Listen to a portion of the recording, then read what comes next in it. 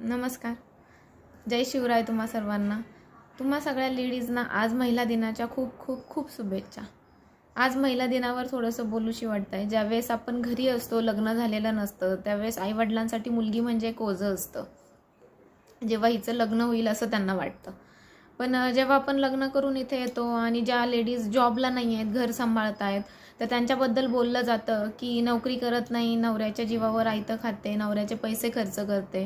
ज्यावेळेस एखादी ladies job करते त्यावेळेस तिला बोललं जातं की ही काय घर सांभाळत असेल, ही तर नोकरी करते, घराकडे तर हिचं लक्षच नसणार आहे.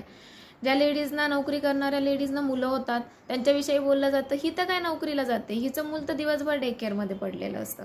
म्हणजे लेडीजने वागायचं कसं महिलांनी मला तेच कळत नाही. ज्यावेळेस आपण आपल्या घरी असतो त्यावेळेस आपले आईवडील आपल्याला सांगतात की छोट्या छोट्या गोष्टी, अगदी त्यांचं कपडे घालणं, कुठे फिरणं, तर ह्या गोष्टी इथे नाही करायच्या. तुमच्या नवऱ्याच्या घरी गेल्यानंतर काय हवं ते करा. इकडे आल्यानंतर मात्र इकडची मंडळी म्हणतात की इथे ही थेरं चालणार नाही. म्हणजे बघा ना तुम्ही, अगदी महिलांच्या छोट्या छोट्या गोष्टींमध्ये आपण किती इंटरफेअर करतो.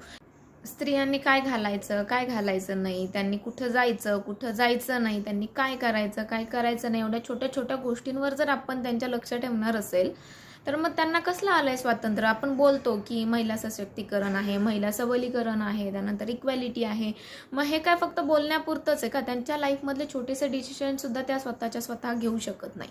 आणि राहिला प्रश्न, ती घरी राहिली तरी टोमणे, ती बाहेर जाऊन तिने बाहेर पडून काम केलं तरी तिला समाजाचे टोमणे ऐकावे लागतात. या हजारोंच्या गर्दीमध्ये ती अजूनही एकटीच पडते. मग एक दिवस महिला दिन साजरा करून भागणार आहे का?